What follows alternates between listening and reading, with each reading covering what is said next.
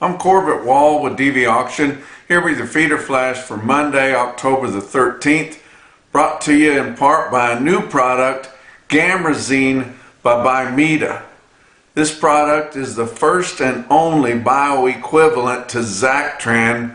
It's fast, it's effective, it's convenient, it's cost effective. You know that with Bimeda, it's going to be cost effective. It's got a fair upfront price and no gimmicks. You don't have to tear off some kind of a code or a proof of purchase and send it in and hope maybe you get a rebate to get it more cost effective. It's got a fair upfront price, guys. For more information on Gamrazine, go to bimedaus.com. Also, Joplin Regional Stockyards in Carthage, Missouri. Another big sale for them here on Monday, the regular feeder cattle auction, expecting 7,500 head. They're going to start the sale at 6 o'clock in the morning. I talked to Mark Harmon on Sunday. He said there are about 5,000 head in there Sunday afternoon, and lots of yearlings, lots of loads of yearlings. I tell you what, if you want to see why they're the biggest cattle auction market in the United States, get on to DVAuction. You can view and bid the sale right there. I tell you what, it is really something, the way that they operate that market there. Also, if you want to check up on the schedule or anything that has to do with Joplin or their programs, go to joplinstockyards.com.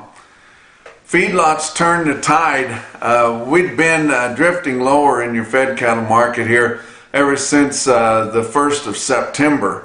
So, I mean, as we hit some real nice prices there on our fed market. Of course, our feeders and calves have still been going up, but the cash fed cattle market has been drifting lower for about 6 weeks, really. And it's hard to turn the tide on those when they're doing that, especially no more slaughter than the packers are operating on. And we've got kind of a lot of market ready supplies up in the northern plains. They've got some big cattle up there, but they finally got it turned, and we turned it in a big way, mostly $5 higher in the northern plains up there, so it was pretty darn good, and I'm glad to see we were able to do that. And like I say, you know, they had scary big cattle up there, some 1,800 ton fed cattle up there, but they were able to get this market moved. Of course, in the southern plains, they're really short on cattle in Kansas and Texas, and they are trucking cattle from the northern plains down into the southern plains to operate. But just kind of surprises you how easy he was able to do it. But I say easy, but they had a feeling, your feedlots did, that the market was about to turn their way. And they just dug in, and they hadn't sold anything until Friday, and that's what needs to happen. It's the only time we ever gain any market. When we go to start selling them on Tuesday and Wednesday, it always is lower. But the guys get together, and they did it, you know, because the main reason that brought it about was the negative basis, because the boards have been going up. The live cattle futures have been going up right along with the feeder cattle futures, and they've been rallying big time here. But your feedlots just, they didn't like that. You know, the damn margins have been beating them up so bad already on these cattle, and then to have to take a negative basis there at the end whenever you sell them, that just adds insult to the injury. So. But I'm glad we're able to get together and get that thing turned around and going back up here. I tell you what, Trump had some big successes last week. You know, he's going to go over and sign a peace thing in the Middle East, and we never thought we'd ever get anything like that done. But you know, with Trump, it's always something. I mean, he's doing so many things, and sometimes it just seems like he's trying to put fitted sheet on a king-size bed, but the fitted sheet is fit for a queen. I mean, just runs to one end out the other. You know, got this Middle East deal done and kind of got that shored up. I think that's 8 peace deals he's made now, and he's only been in there, you know, about a year or not even. and now we see that China, the socks dropped off the China deal. That they've decided that they're going to make it almost impossible for us to get rare earth imports into here, and especially that they have control over. And so Trump, that's what he does. He uses these tariffs to get what he wants. He's going to crank those up some more. Right now, China is sitting at 55% tariffs on the imports that they want to bring in. And he's threatening to make that 100% on November 1st if they don't start trying to deal a little bit, and we'll find out where that lands. But tell you what, China, they don't have really a leg to stand on. Who else is going to buy all that plastic shit that they make but us? We're crazy about that stuff. We go to the dollar store and Walmart and everywhere and buy all this China-made stuff. And I don't believe there's any other countries that come anywhere close to buying as much of their stuff as we do. But we could do without it. We could. It might cost us a little more to buy some better made things that are a little bit higher. But tell you what, he's going to crank it up 100%. They'll come to their milk eventually. But China is really hard to deal with. Of course, Trump's going to have to give a portion of that tariff money directly to your row crop farmers, especially your soybean farmers there, to offset the fact that they're not buying any soybeans from us. But they're just the reason that they don't make enough grain to take care of themselves, as much ground as they've got over there, is because everybody works for the government. Even your farmers work for the government. So your production is limited to your laziest farmer. So you don't see them like you do over here, striving to produce more and all these, because it doesn't behoove them to do that. They're not going to make any more money. So they don't strive to do a better job, to be more efficient, to produce more. And so they have to turn to other places to find it, but evidently they're going to get most of their soybean needs filled somewhere else. So some of our farmers may have to plant something that has more demand for it. Instead of just planting corn and beans, beans and corn and beans. That's what they've been doing forever. Find something to plant that has demand to it that can take care of itself. And stop waiting on a government payment to bail you out. But they're going to bail them out one more time here. But, one thing that we don't think about, and I really hadn't thought about it that much, is China's got a fair amount of cattle over there. Now, a lot of them would be dairy cattle. So they got a lot of people over there to feed and water over there. But the U.S. now has 18 million less cattle than China does. Now, they don't produce near as much beef products, but they have less cattle over there, or they have more cattle than we have. Just 9 years ago in 2016, we had more cattle here. And now China has more cattle than we do. It's just a little food for thought that I wouldn't be thinking of. But we're breaking records on feeders and calves in the sale barns, guys. It's just, you see it on your social media all the time on NationalBeefWire. That's DVAuction. That's the same as Feeder Flash, same as Cattle Market Central. That's us. And we're doing a big job, quoting these big record prices and giving the auction markets credit where credit's due, having a great market for their customers, guys. Let's talk about your board for last week. October live cattle futures were higher every single day. Monday was up 85, Tuesday was up 122, Wednesday was up 75 cents, Thursday was up $1.17, and Friday up $3.45, which brought about that trade. But October live cattle futures ended the week at 238.47. That was up 7.45 for the week. December was up 802 at 240, 252. Now your feeder cattle futures were up big every single day of the week last week. We keep thinking we're bumping our heads, until they start making more cattle. We're not bumping our heads yet, guys, and feed's cheap. October feeder cattle, Monday was up $5.22, Tuesday was up $3.10, Wednesday was up $4 smooth, Thursday was up $4.52, and even Friday, after a week like that where they'd normally be taking profit, some of your traders, it was up another $1.47 on Friday, with October feeder cattle contracts ending the week at $375.50, well above our cash index levels. That was up $18.33. November was up $20.48 at $375.90. Just huge gains. December new crop corn futures ended the week at $4.13. That was down 6 cents a bushel. Soybeans for November down 11.25 cents a bushel at $10.06 3/4. Hard red winter wheat for December ended the week at $4.83, which was down 14 cents a bushel. Your fat cattle trade really didn't develop until Friday. Through Thursday, we had only sold 2,800 cattle in your 4 or 5 area feeding region there where we test negotiated trade. 2,800.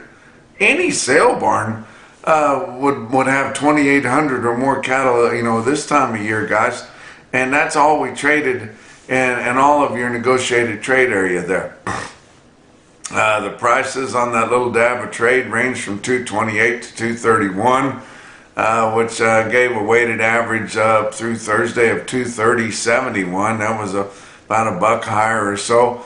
Your dress trade from 358 to 362, and the weighted average on dress steers through Thursday was 360 1/4, which was higher. But Friday is when we traded cattle. So everybody was dug in until Friday. Finally, your packers needed to get something done. In Iowa, they sold 6,600 head before the 2 o'clock deadline on Friday, 8,800 for the week. Your live price in Iowa on Friday was 231 to 235. By far the highest we'd seen all week. That's $5 higher on a live basis. Dress trade 362 to 368. That's $4 to $8 higher dressed. Nebraska sold 11,600 before 2 o'clock. We'll get the rest of them rounded up when I talk to you tomorrow. Your weekly trade on negotiated basis in Nebraska was 11,900 head, so only 300 more than that. Live price in Iowa on Friday was 233 to 235. Dress price from 362 to 364. Now, we hadn't sold anything in the Southern Plains up until Friday, and most of the day Friday. And so before the 2 o'clock deadline, we'd only seen 100 head sell in Kansas, 250 for the week, and the only price in Kansas we saw was some 235, which had just started taking place right before the 2 o'clock deadline. And of course, when the market's higher, those packers are pretty lackadaisical in getting that stuff entered into that database where we can see what's going on. Texas sold 100 head also, 350 for the week, and the market that we saw in Texas on that little dab was 230 to 234.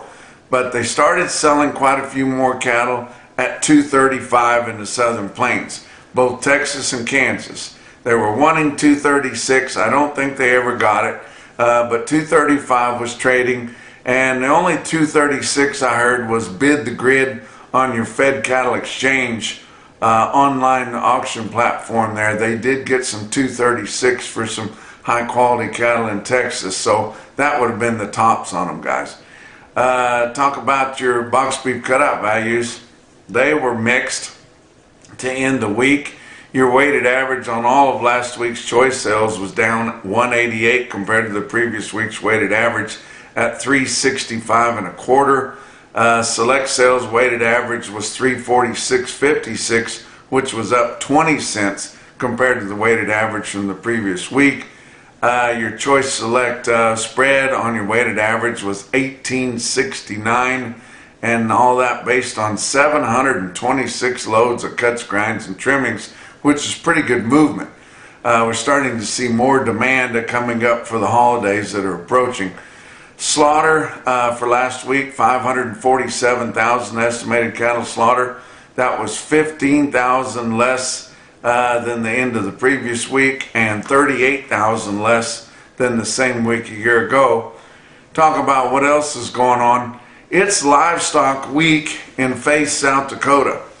The Faith Livestock Auction there is going to be selling almost 15,000 cattle through the ring there at Faith Livestock, and this is the first 3 days of this week, and they've called that Livestock Week, and it's a big deal for them.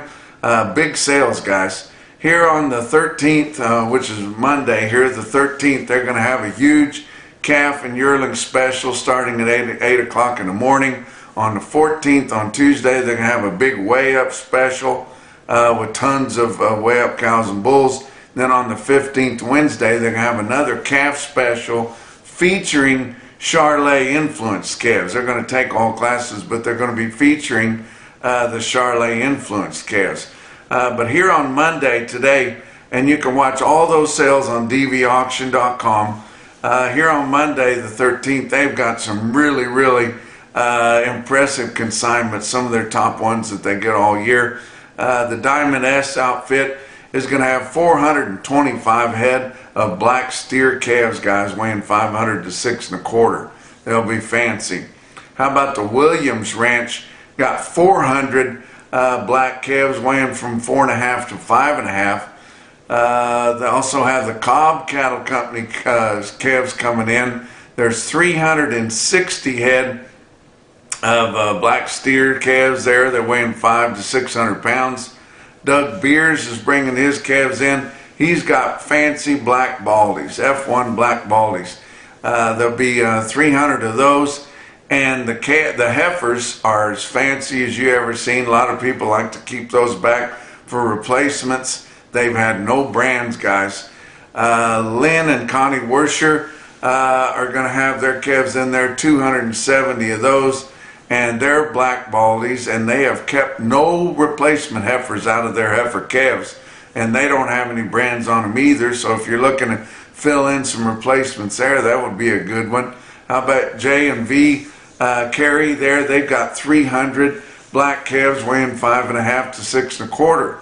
So you want to check out any more about the scheduling, go to faithlivestock.com, and like I said before, you can view and bid all those sales on DVAuction.com. Let's talk about your feeder cattle market, brought to you by Specialty Risk Insurance. They are working to protect your livelihood. Your real-time index on DV Auction, based on an 800-pound cash auction steer, ended the week at 367.37. That was up 613. That's a big gain, but up 613 compared to your feeder cattle futures, which were up 1833 and over $20 higher for your November contract. So the cash market just can't move that fast, guys. Your latest CME cash feeder cattle index was 367.92, and that was up 535. Talk about your big sales, or actually your cash market trends in your auctions.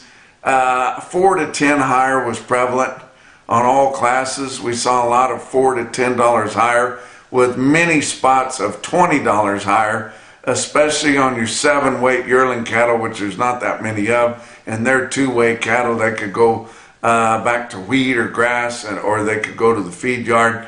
And on your fancy 5-weight steer calves, we saw a lot of spots of $20 higher on them, but a good market all over the country. Talk about your big sales that happened late last week or over the weekend. On Friday, St. Onge Livestock in St. Onge, South Dakota had a big sale. I think I told you about them last visit. 4,600 head for them. It was sharply higher throughout, and it was mostly fancy calves there, guys. But St. Onge was your Superior Steel Sales, home of Superior Standard livestock equipment. Stick out sale of the day. You look at this automated market report out of St. Ange Livestock in St. Ange, South Dakota. You see 399 head of 4-weight steer calves. They average 460 pounds with a weighted average price of $549.39. 1,072 head of the 5-weight steers average 554 at $482.17. There were 878 head of 6-weight steer calves. They averaged 651 at $437.27. And 302 head of big 7-weight steer calves averaged 733 at $408.47. Didn't have near as many heifers, but the ones that were there sold good. 354 head of 4-weight heifers averaged 454 at $480.5, and 557 head of 5-weight heifer calves averaged 553 with a weighted average price of $432.87. Very impressive on Friday at St. Ange.